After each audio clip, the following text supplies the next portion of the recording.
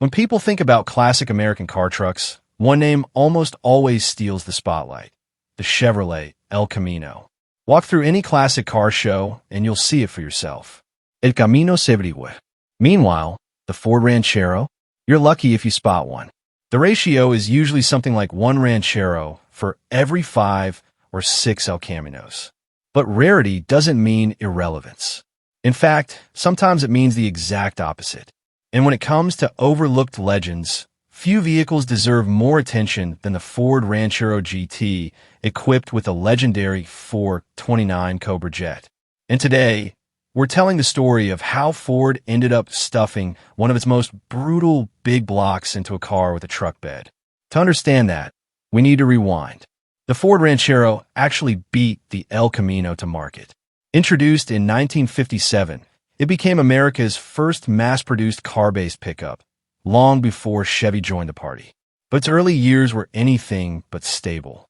Over the next 13 years, the Ranchero would hop platforms multiple times. It started life riding on a full-size Ford sedan chassis.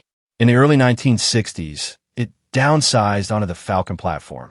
Then, by the mid to late 60s, it moved again to the Fairlane. Finally, in 1970, it landed on the larger Fairlane/Torino base body that would define its most aggressive era. For most of its life, the Ranchero flew under the radar. It looked decent, did its job, and didn't demand much attention. But quietly under the hood, things were changing. Between 1965 and 1969, Ford began offering increasingly serious engine options. Because mechanically, the Ranchero shared its bones with Ford's muscle cars. If an engine fit in a Fairlane or Torino, it could fit in a Ranchero too, with one big difference: there was barely any weight over the rear wheels. Early Falcon-based Rancheros topped out with the 289 V8. On paper, it only gained 5 horsepower over the Cobra Jet, but in reality, these engines were easily making well over 400 horsepower. Power was sent through either a rugged C6 automatic or a 4-speed top-loader manual. Out back sat Ford's legendary 9-inch rear end, with gear ratios ranging from mild highway-friendly setups to aggressive 4.30 gears.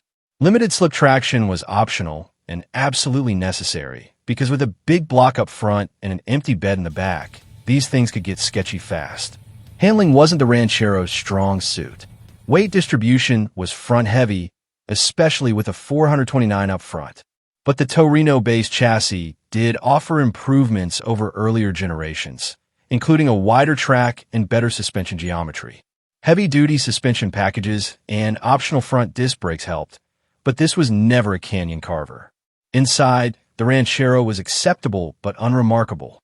Bucket seats were optional on GT models and definitely recommended, but interior design was more functional than flashy. So how fast were they? Stock 429 Ranchero GTs could run the quarter mile in the high 14s to low 15s, which was respectable for the time. With better gearing and some tuning, Super Cobra Jet models could dip into the 13-second range. Still, they couldn't quite dethrone the ultimate rival, the 1970 El Camino SS with the LS6 454. That 450 horsepower Chevy was brutally fast and remains the performance king of American Utes. But here's the thing: high-performance car trucks were never big sellers.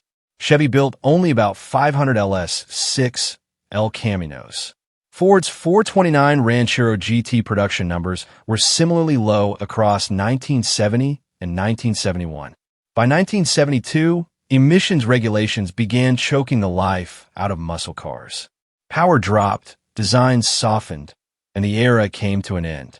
That makes the 429-equipped Ranchero GT the absolute peak of Ford's performance Utes history, a forgotten legend, a muscle car with a tailgate, and one of the rarest big-block Fords you'll ever see. Thanks for watching. Let me know in the comments if you'd heard of the 429 Ranchero GT before, or if you've ever been lucky enough to drive one. And don't forget to like, subscribe, and stick around for more forgotten automotive legends.